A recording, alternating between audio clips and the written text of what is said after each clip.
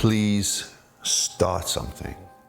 A lot of younger guys feel that they lack purpose and accomplishment because they have failure to launch, if we can call it that.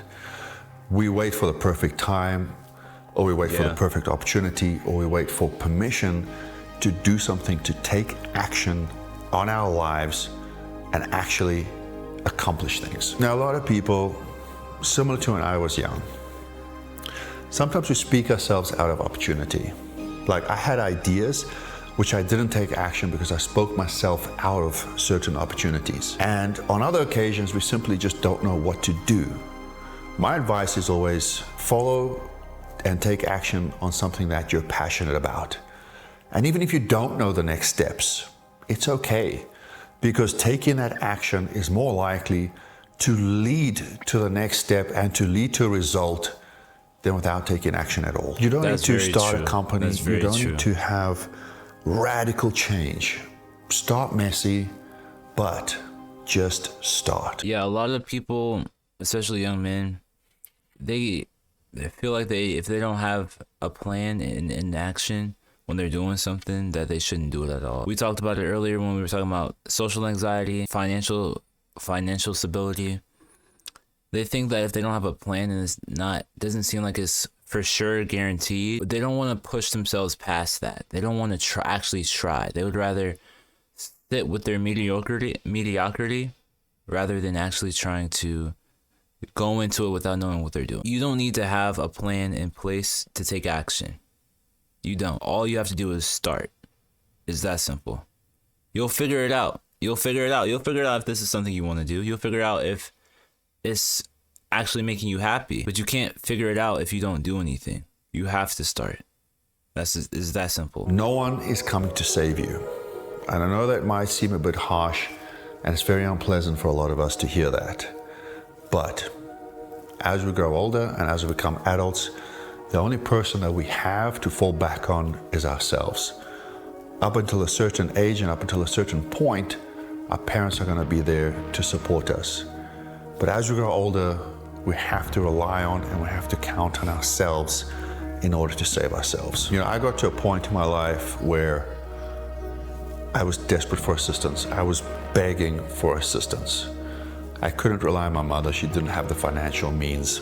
And it was a massive turning point for me, because I realized the only person that I had that could get me through the situation was myself. And through that process, I struggled a lot.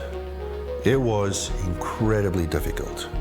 Yeah. But I knew I couldn't have a victim mindset, because if I stayed the victim and if I played the victim, I would never be able to achieve anything. Now, this doesn't mean that you have to do everything on your own. This doesn't mean that there aren't people that you can rely on. But in order to take that first step, get yourself off the ground and launch and take action, you have to do it for yourself, and you have to be dependent on yourself. And a lot of people don't want to rely on themselves because they don't believe that they can actually do what they want to do in life. They believe that they aren't strong enough to do it. They aren't good enough to do it.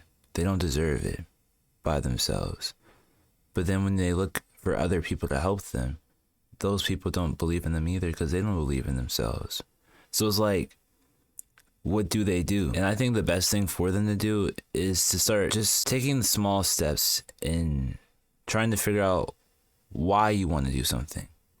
Do you want to get the job that you want? Do you want to take a step that pushes you one bit closer to who you want to be in life? Whether that's getting a gym membership, whether that's changing your diet up, I don't know. Something small. Just doing those small things can make you feel as if you deserve it, as if you deserve a better life, as if you deserve a better situation. And then you'll be able to truly rely on yourself. It takes time. It takes a very long time sometimes for people. But as you do it and as you learn to have confidence in your abilities, or have confidence in basically just having an ego about the things you do, you'll figure out that life works out. It always does.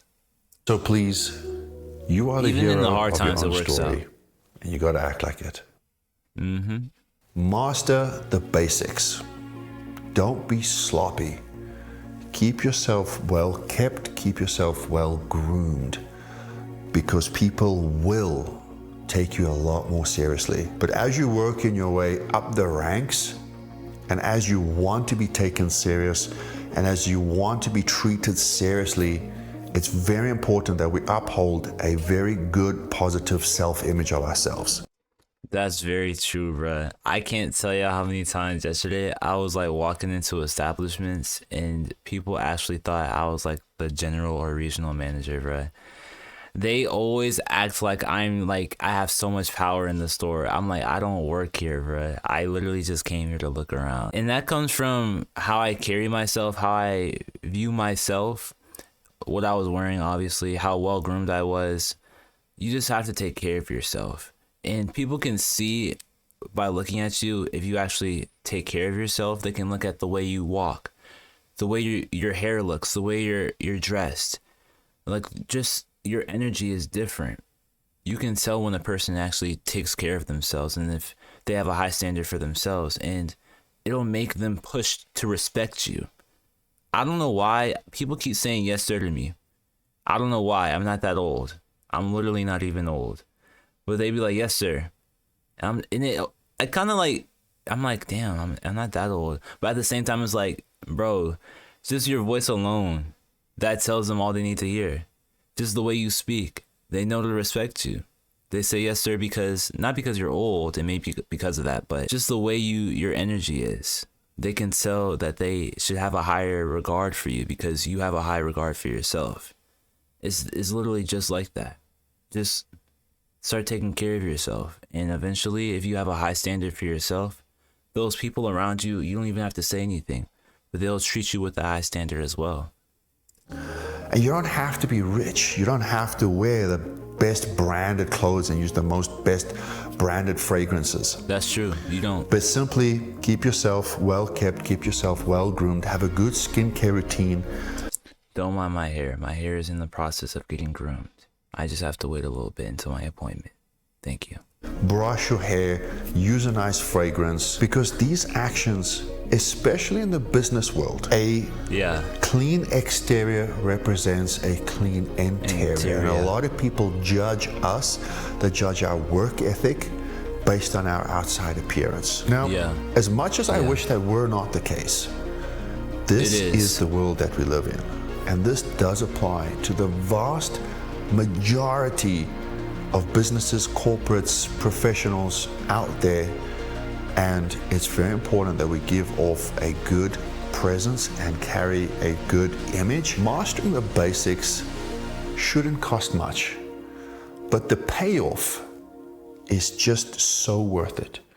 So please, don't overlook the basics. Please, learn to take criticism without falling apart. If you have the inability to listen to critique and to interpret and listen to that critique, you're not going to be in a position where you can improve yourself. A lot of people take it as a personal attack when they're given criticism or critique. The most successful persons that I know welcome criticism.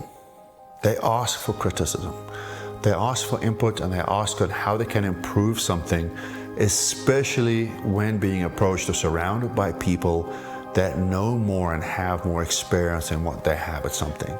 Yeah, a lot of people view people that are above them, when they criticize their behavior or criticize something about them, they view it as an attack on them because they have some type of insecurity about themselves that was pointed out that they don't like. Especially when it's coming from someone that's better than them.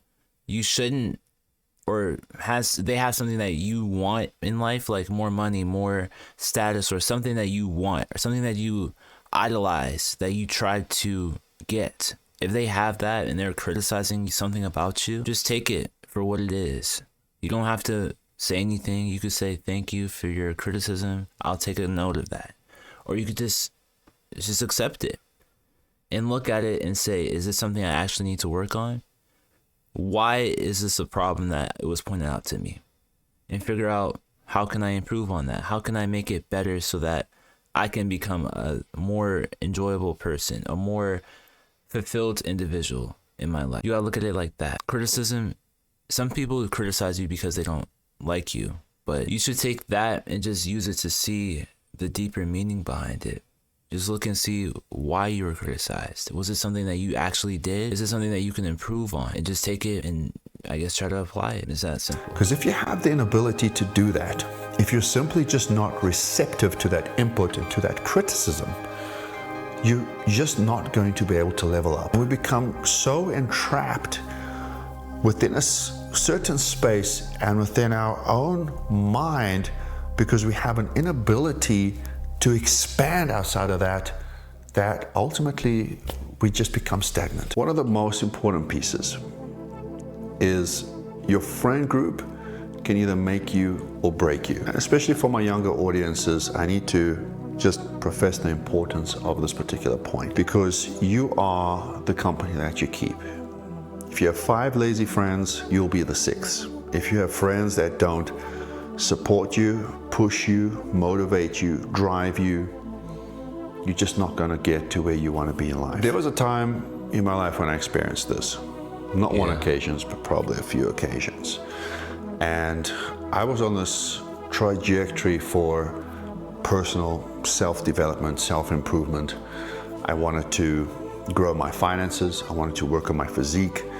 And all my friend group wanted to do was go out, party, drink alcohol, get drunk. And I was ridiculed by my friends for wanting to go to the gym and work on myself. I then realized the need to surround myself with more positive influences. I went from a very large group of friends to a very small group of friends, but it was a very small group of friends, of like-minded friends. And we had the same interests, and we had the same passions, and we had the same drive. I'm kind of in that like limbo state. I don't have those types of people in my life to where I can look at them and get motivated by them. Or I can look to them for advice or things like that. I don't have those types of people in my life. I'm kind of in that limbo of where I'm not hanging around with that old group of people, but I'm not with the people that are actually going to make me better for the most part. I don't have that many people that I can look to, that I can just talk to where they're actually trying to do something with their life, where they're actually putting in the effort to show that they actually care about their future. And it's sad, you know? It's sad to see so many people that you think could be better if they just applied themselves, and they don't even know that they should apply themselves. And it's sad to see that they aren't where they need to be because of that. And all I know is that that's just holding me back. You're holding me back from me talking to you. You're holding yourself back. There's a saying, you're only as strong as your weakest link. If you're surrounded by people that don't care about themselves, then by default, you're going to start falling off the game. You're not going to be as strong as you need to be because that link that you're connected with isn't where they need to be. They aren't showing that they care about themselves, so you're going to start doing things that show you don't care about yourself. If you're surrounded by people that are telling you, hey man, we got to go to the gym. Let's go to the gym.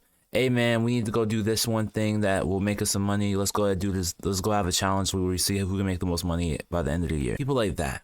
People that actually are pushing themselves and pushing you to become a better person. Those are the type of people I need in my life.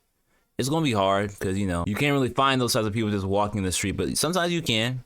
Just got to try. Just look for those people. Go to certain events and stuff like that. You'll find them. It's not too difficult. But understanding that sometimes you just have to cut people off if they're not aligning with your goals in life. Just understanding that it's okay. You don't have to be friends with everybody. You don't have to continue talking to people because you feel that they are entitled to know about you, or they're entitled to continue talking to you. You don't have to care about them. If they're not where you want to be, or they're not trying to be better than what they are right now, then you don't have to communicate with them, knowing that they're not entitled to anything from you. If you can get through that, you'll be better off in life, for real. And truly, that is when I started to flourish. So what I would like you to do, audit your friends. Sometimes we have to cut ties with friends. Yeah. It doesn't make us evil, ugly, or a bad person. We just have to evaluate the value that we get from our friends. Yeah. It's the same as being in a relationship. It's either a positive relationship that uplifts you, or you're in a toxic relationship that pulls you down. Don't let a breakup define you. I've seen this so many times where persons or couples break up and the person being broken up with just completely loses themselves in the process. They question their worth, they question their integrity, they question their actions, they question everything. Sometimes they're just holding on to so much anger and hatred and confusion that they end up altering their personalities and they end up becoming someone who they aren't and who the person that they were with didn't fall in love with in the first place. Don't question and overthink the breakup too much for yourself. It's because those people use that to give themselves value. And when they lost that, they just went back to their old selves, that a person that didn't have as much value as they wanted to have. I wouldn't know. I don't do stuff like that, but I can understand where they're coming from. Especially if you're the one that's being broken up with. Especially if you're the one that's being cheated on. I know a lot of this can come as a surprise. And this will often take a major knock on our confidence because you're left feeling not good enough. Don't alter yourself in the process. If you've done everything in your power to be a good partner, to bear a good relationship, don't change what good values and good qualities you have, because of those values that were overlooked by someone else are the values that are going to bring so much joy to the next person that you meet in your life. So please, let the breakup grow you and not define you. Confidence is not arrogance. Please, you need to know the difference. Confidence, in retrospect, is the person in the room that is silent and observant. They're taking in their surroundings. They're interpreting what people are saying. And then they speak confidently on a situation, or they speak confidently to a person once they've thoroughly established the environment. It's not about being the loudest person. It's not about how much money you make. It's not about how much money you spend. It's not about how many girls you've been with. That is not confidence. That is arrogance. That is egotistical. That is insecurity that is wearing a mask. So let's establish what the difference is here between arrogance and confidence. And what I want you to be is more confident. Have confidence in your appearance, have confidence in your abilities, because that is going to impress people a lot more than the flashy things. So please, don't confuse arrogance with strength, and don't confuse power with loudness. Stay grounded, stay humble, and let your presence speak for itself. Because it really does. Your presence speaks for itself. You don't even have to do anything. I don't know if I can use this thing because I'm just that tall. I got that long arm. I got that basketball player arm type stuff. Oh, I got stretch. This feels good. Yeah, man, you shouldn't have to like tell people to respect you or tell people that they should care about you. Your presence tells them all they need to know. They'll treat you how you need to be treated. Some people can't see it, but most people do. I mean, there's nothing to say. It speaks for itself. You shouldn't have to tell people that treat you a certain way. Because the way you carry yourself, the way your energy tells them, the way your energy speaks to the room, that tells them everything they need to know about you. Learn how to say no. Yeah. One of the greatest forms of self-respect is the ability to say no. And I know this is hard. This is something that I particularly struggled with.